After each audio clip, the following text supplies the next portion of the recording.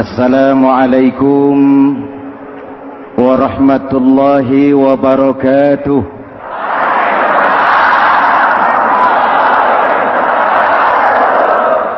Alhamdulillah wassalatu wassalamu ala Rasulillah Sayyidina Muhammad ibn Abdullah wa ala alihi wa sahbihi wa mawalah, amma ba'du. Hadirin hadirat ma'asyiral muslimin yang saya cintai, Ramadan adalah madrasah, sekolah, tempat di mana kita banyak sekali belajar tentang hidup dan kehidupan, supaya kita lebih siap menghadapi hidup, supaya kita punya wawasan, supaya kita mampu melihat persoalan jauh ke depan, supaya kita tidak terjebak pada keuntungan sesaat tapi merugikan jangka panjang.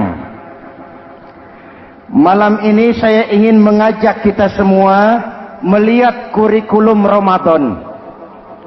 Pelajaran apa yang diberikannya kepada kita? Pertama, Ramadan mengajarkan kita menjadi orang-orang yang sabar, ulet, dan tahan uji. Ini zaman di mana persaingan tajam. Betul? Jangankan jadi pejabat tinggi, jangankan jadi pengusaha sekarang ini, jadi kiai saja kalau tidak sanggup bersaing,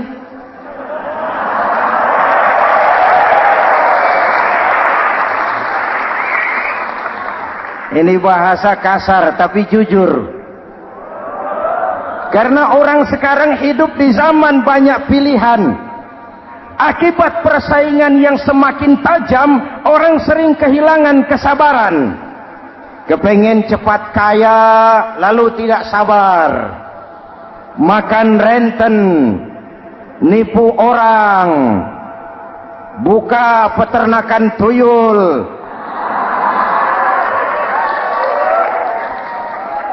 korupsi. Sekarang ini kan lagi santer Bulog Gate jilid 2. Rupanya memang tajam uang Bulog itu. Bulog sudah memakan salah seorang mantan ketuanya, berdoa amang. Bulog sudah memakan seorang presiden. Sekarang Bulog sedang mengarah kepada ketua DPR. Kita lihat hasilnya.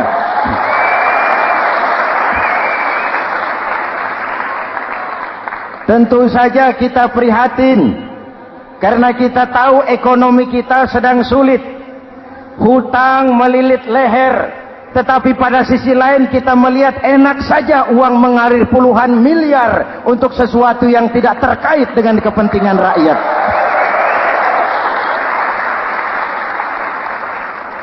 Karena itu puasa mendidik kita sabar, biar lapar melilit perut, biar haus mencekik tenggorokan. Kalau maghrib belum datang, jangan sentuh makanan, jangan ambil minuman, sabar. Betul? Ada waktunya. Lalu lintas itu macet karena kendaraan besar tidak mau ngalah, kendaraan kecil tidak tahu diri. Betul? Antrian di pasar kacau karena yang sudah dapat nggak mau minggir, yang di belakang dorong-dorong. Betul? Dimanapun antrian kacau, Bung. Kalau yang sudah dapat mau dapat lagi, yang nunggu kelamaan, akhirnya dorong-dorongan, kacaulah kehidupan sosial. Puasa melatih kita sabar.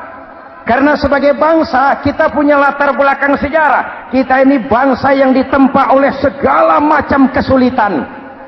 Kita 350 tahun dijajah Belanda, sulit. Setelah merdeka, kita dirongrong oleh berbagai macam pemberontakan, susah. Lalu PKI berontak, susah lagi. Lalu berdiri Orde Baru, lama-lama susah lagi. Orde Baru selesai, muncul reformasi, masih susah juga. Kita bangsa yang ditempa oleh kesulitan, bangsa yang tahan bantingan, bukan bangsa yang cengeng. Karena itu mari kita menjadi diri kita. Kita akan gagal kalau kita mau jadi orang lain. Kita akan gagal kalau kita hidup di bawah bayang-bayang orang lain. Jadilah kita diri kita sendiri. Sabar, ulet, dan tahan uji. Inilah kurikulum pertama dari pelaksanaan ibadah puasa. Sehingga dengan dibekali sifat sabar, kita bisa mengendalikan diri. Manusia hebatnya ya. Ayo kita banding-bandingkan. Malaikat, binatang, manusia. Malaikat tidak diberi nafsu, hanya diberi akal. Kalau malaikat tidak pernah salah, wajar. Jibril nggak pernah korupsi ayat. Ini ada ayat bagus, saya pakai sendiri saja ini. Tidak.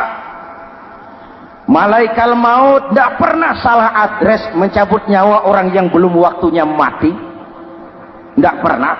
Dan itu wajar. Malaikat makhluk tanpa alternatif. Secara instinktif dia diciptakan untuk taat. Sebaliknya binatang diberi otak tapi tidak diberi akal. Binatang hanya diberi nafsu. Kalau binatang tiap hari salah, wajar. Ayam, kalau sudah datang syahwatnya, tidak usah menoleh. Ini banyak orang apa tidak?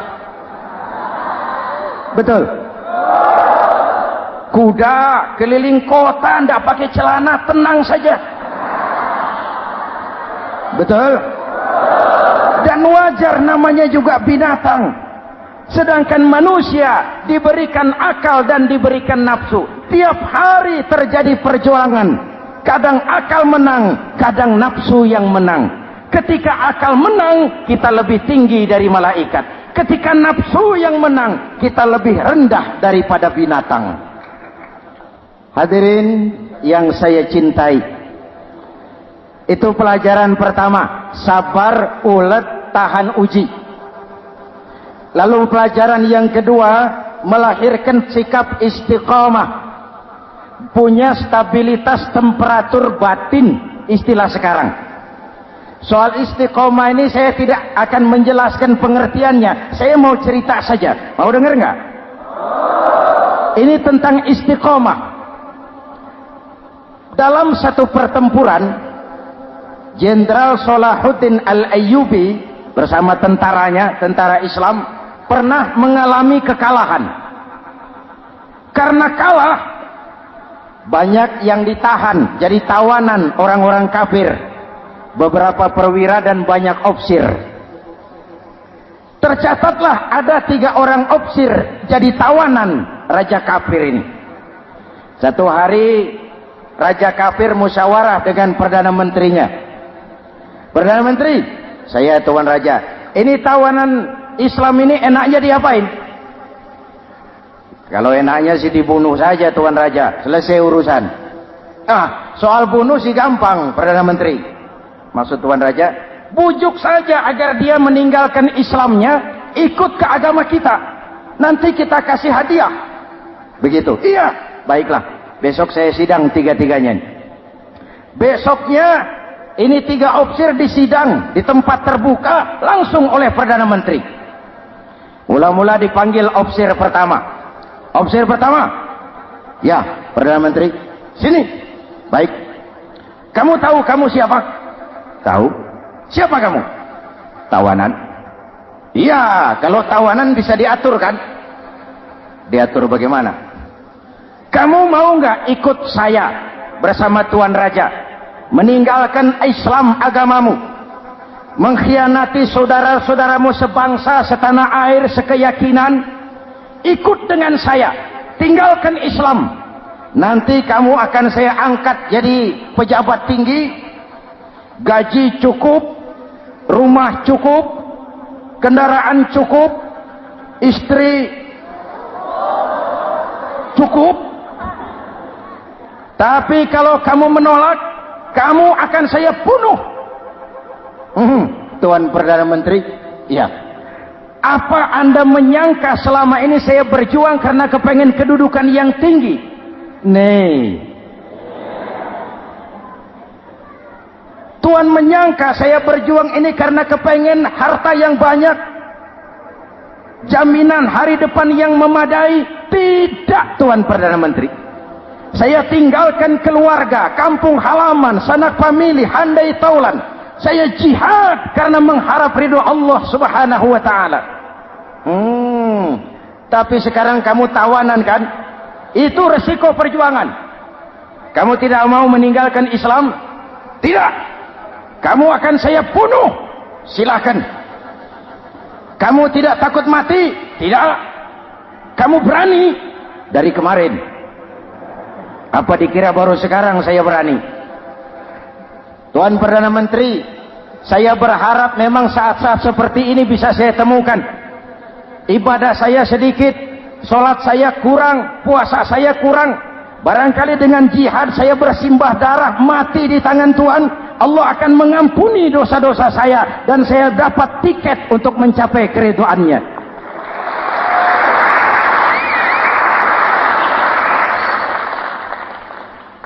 Gila kamu, biarin. Kalau ini Tuan anggap gila, saya bisa berbuat lebih gila dari ini. Saya bunuh kamu, bunuh. Algojo dipancung, dia. Ini terlepas kepalanya dari badannya, menggeluntung kepalanya ke bawah, jatuh bergelindingan.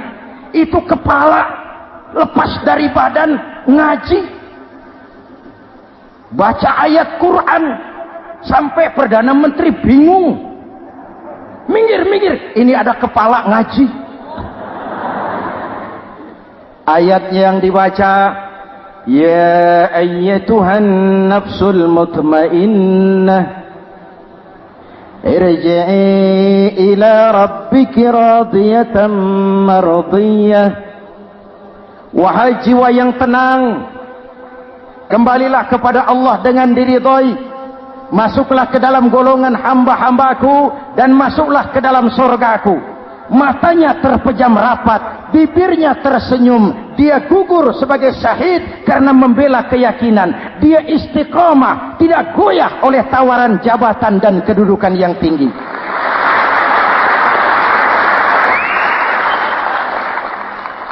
Perdana Menteri geleng kepala, dasar orang Islam.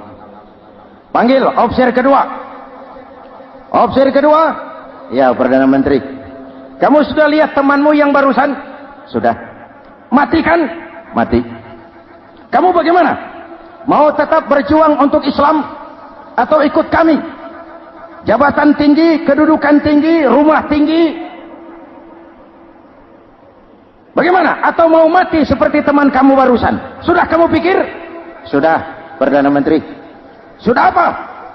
Sudah, jangan banyak omong. Maksud kamu apa? Saya sudah tidak sabar mau nyusul teman saya yang barusan itu. Saya tidak bayangkan bagaimana dia disambut oleh malaikat di surga, disambut oleh para bidadari di surga, menggapai ridho Allah. Oh, Perdana Menteri, sudah jangan banyak omong. Kalau mau potong, potong saya. Perdana Menteri bilang ini lebih gila dari yang pertama. Yang pertama masih mau diajak ngomong, ini malah langsung minta disembelih. Ayo, Algojo, potong.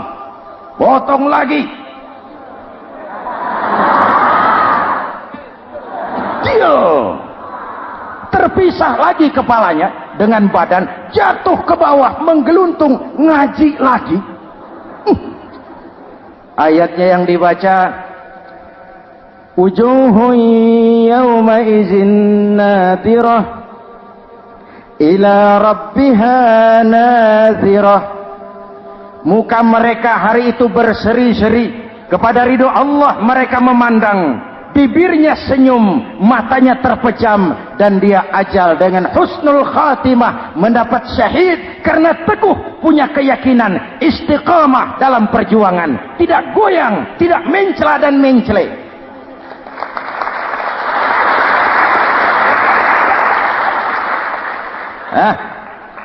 Opsi ketiga, sini. Siap, Perdana Menteri. Kamu sudah lihat nasib 2 orang teman kamu? Sudah. Mati kan? Mati. Kamu mau seperti dia? Oh, tidak, Perdana Menteri. Saya tidak mau mati. Daripada matikan lebih baik hidup. Kamu mau ikut saya? Mau, Perdana Menteri. Mau.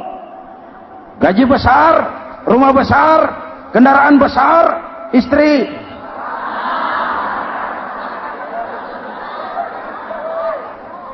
Mau, Perdana Menteri, saya mau. Daripada tidak jadi apa-apa, kan lebih baik jadi apa-apa.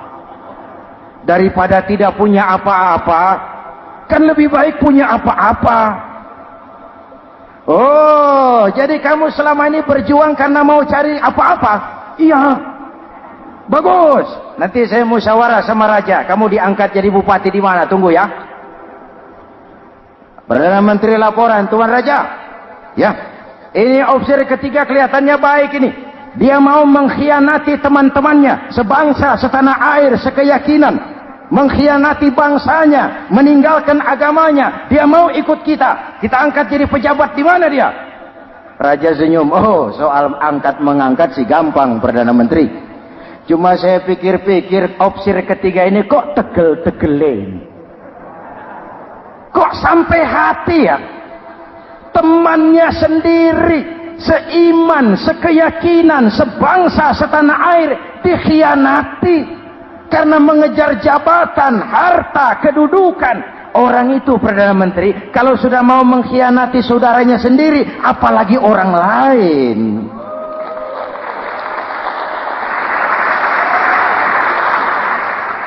Ini opsi ketiga, ini opsi bejat. Anda bayangkan temannya sendiri dikhianati. Nanti kalau ada kesempatan, kita ditikam dari belakang. Jadi bagaimana Tuan Raja? Malah kalau saya lihat yang 2 yang sudah mati itu orang hebat, Perdana Menteri. Punya pendirian, istiqamah. Malah kalau bisa yang 2 itu dihidupin lagi. Loh, dihidupin bagaimana Tuan Raja sudah kadang mati? Jadi bagaimana ya opsi ketiga ini? Bunuh. Buat apa piara benalu jadi duri di kaki nanti? Bunuh. Baik, Perdana Menteri kembali. Opsi ketiga, siap Perdana Menteri. Saya jadi bupati di mana? Bupati. Modar sampean. Loh, saya mau dibunuh. Bunuh.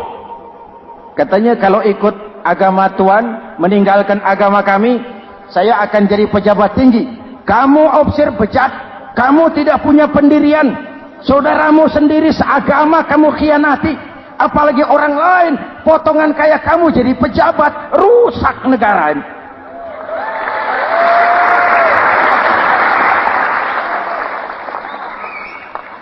Hadirin hadirat yang berbahagia, saya lanjutkan cerita ini.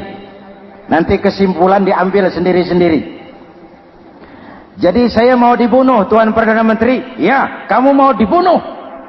Tidak jadi pejabat. Tidak. Kamu bejat. Bejat kok mau jadi pejabat. Nanti juga kalau kamu jadi pejabat, paling kerjamu memperkaya dirimu sendiri. Paling banter keluargamu dan golonganmu. Rakyat tetap saja tidak terurus.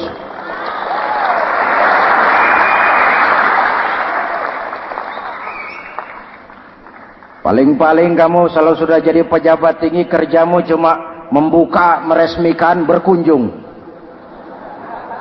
Berkunjung, meresmikan, membuka.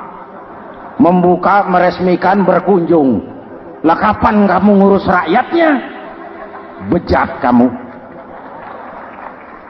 Jadi saya dibunuh. Bunuh. Iyalah, kalau mau dibunuh ya saya bunuh. Tapi saya mau Islam lagi ah.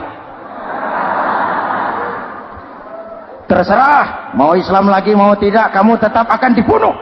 Iya, saya mau Islam lagi. Ayo cepat. Iya Pak, saya mau syahadat dulu. Cepat. Iya Pak, asyhadu macet lehernya. Ayo cepat. Iya Pak, asyhadu tidak bisa mengucap syahadat. Ayo cepat. Iya Pak, asyhadu tidak tuntas mengucap syahadat, golok algojo keburu sampai di lehernya. Diam. Darah mancur, pisah kepala dengan badan, menggeluntung ke bawah. Ngaji lagi. Dia bekas santri, masih bisa ngaji. Cuma ayat yang dibaca lain sama dua temannya tadi. Ayat yang dibaca, afaman haqqa alaihi kalimatul azab, afaman haqqa alaihi kalimatul azab, afa anta tunkizu man finnar. Ini ayat yang dibaca. Orang yang memang sudah dapat vonis akan mendapat azab, bisakah kamu menyelamatkan dia dari neraka? Bertahun-tahun berjuang di bawah bendera Islam untuk kejayaan Islam. Di akhir hayatnya dia tergoda oleh kedudukan dan harta, oleh jabatan dan pangkat. Ia bergeser, imannya rapuh, hilang istiqomahnya, ditinggalkan agamanya, dan dalam keadaan begitu dia mati, dia su'ul khatimah. Na'udzu. Hadirin, apa guna saya ungkapkan ini? Mari kita belajar. Perlu stabilitas temperatur batin. Saya sering katakan, berapa banyak orang waktu di bawah teriak-teriak, berantas korupsi, ganyang korupsi, sikat korupsi, cuma karena belum dapat kesempatan. Begitu dapat kesempatan, korupsinya lebih gila dari yang dia teriaki. Betul? Waktu di bawah rajin baca ayat kursi, dapat kursi, lupa sama ayat. Betul? Betul? Ini yang memerlukan sikap istiqamah, konsisten. Hanya dengan semangat seperti ini, maka kita tidak akan goyah oleh tantangan yang bagaimanapun beratnya. Hadirin yang saya muliakan, Allah berjanji, orang-orang yang beriman kemudian beristiqamah, tatanazzalu alaihimul malaikatu alla takhafu wa la tahzanu, akan turun kepada mereka malaikat seraya berkata, kamu tidak usah takut, kamu tidak usah sedih, Allah akan memberikan pertolongan kepada orang-orang yang istiqamah. Ayo kita tetap istiqamah melaksanakan ibadah hanya kepada Allah Subhanahu wa ta'ala. Nah, yang ketiga, ikhlas. Allahumma laka sumtu, untuk engkau saya berpuasa. Orang mau puji atau tidak bukan soal, orang mau lihat atau tidak bukan soal. Kalau sudah berbuat, yang penting karena Allah saja.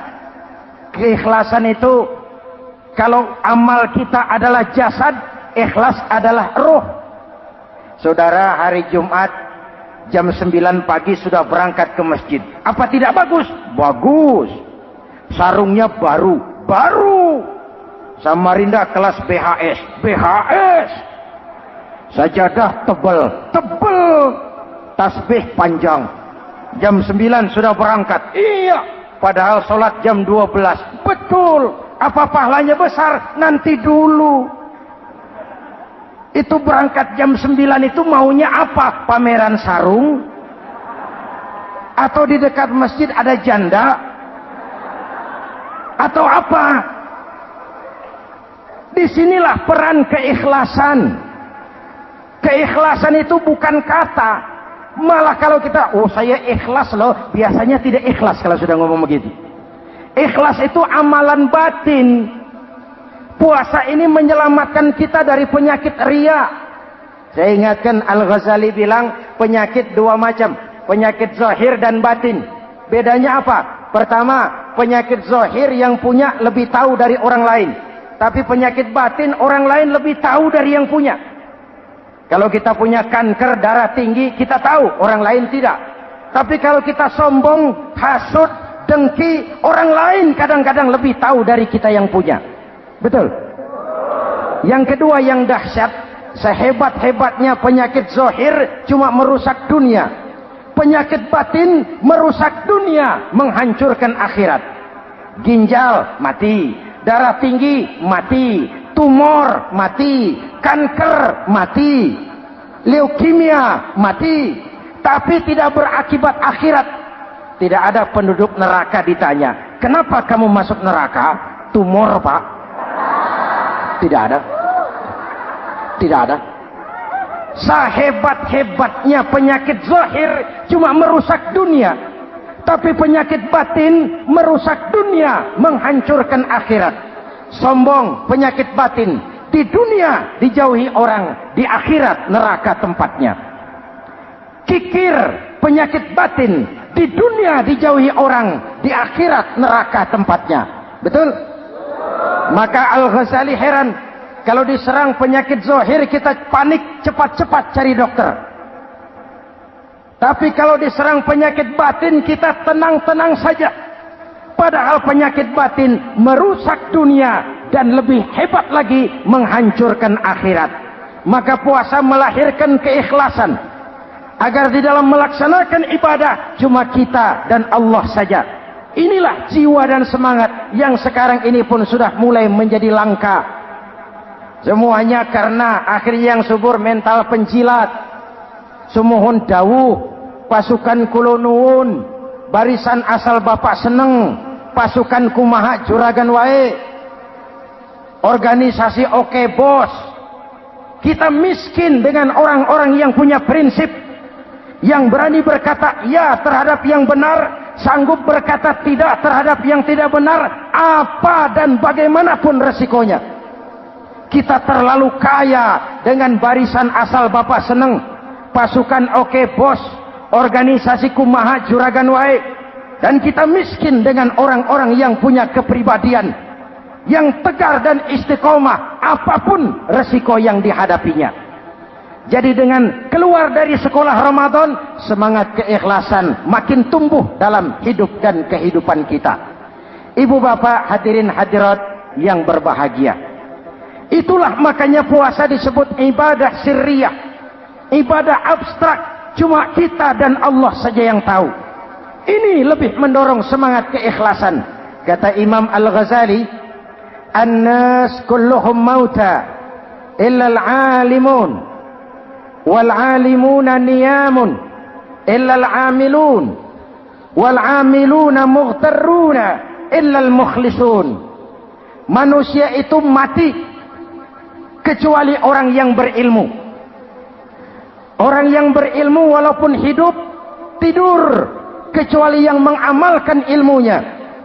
Dan orang yang mengamalkan ilmunya banyak yang tertipu kecuali yang ikhlas di dalam mengamalkan ilmunya. Manusia mati kecuali yang berilmu. Yang berilmu walaupun hidup tidur kecuali yang mengamalkan ilmunya.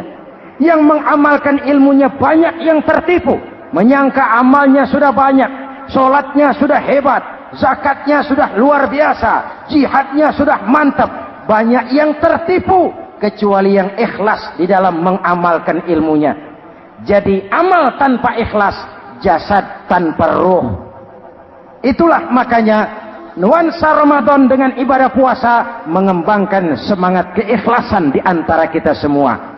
Mari kita baca doa sama-sama munajat, mohon pertolongan Allah agar kita diselamatkan dari penyakit riya dan ditumbuhkan semangat keikhlasan. Ala hadhihi niyyah wa ila hadratin nabi. Al-Fatihah. Bismillahirrahmanirrahim. Alhamdulillahi rabbil alamin. Ar-Rahmanirrahim. Maliki yaumiddin. Iyyaka na'budu wa iyyaka nasta'in. Ihdinas siratal mustaqim. Siratal ladzina an'amta 'alaihim ghairil maghdubi 'alaihim waladdallin. Amin. Bismillahirrahmanirrahim. Amin.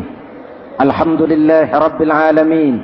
اللهم صل وسلم وبارك على سيدنا محمد وعلى آله وصحبه أجمعين.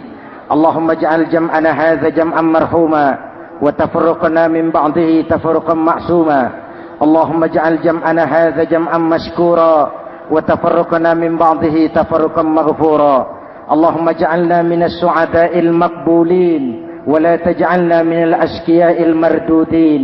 ربنا تقبل منا صلاتنا وصيامنا وقيامنا وتخشعنا وتعبدنا وتضرعنا وتمم تقصيرنا برحمتك يا أرحم الراحمين.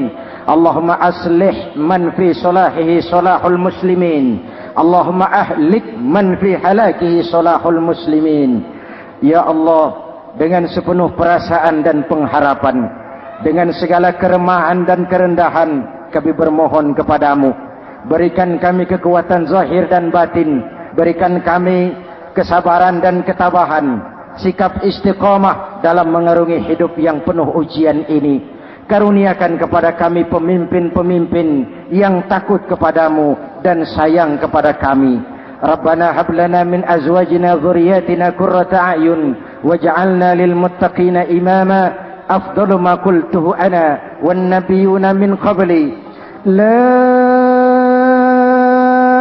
ilaha illallah.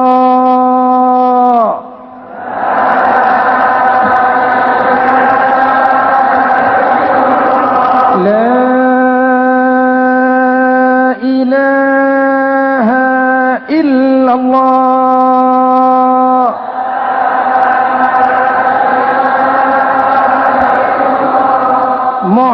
Muhammadur Rasulullah.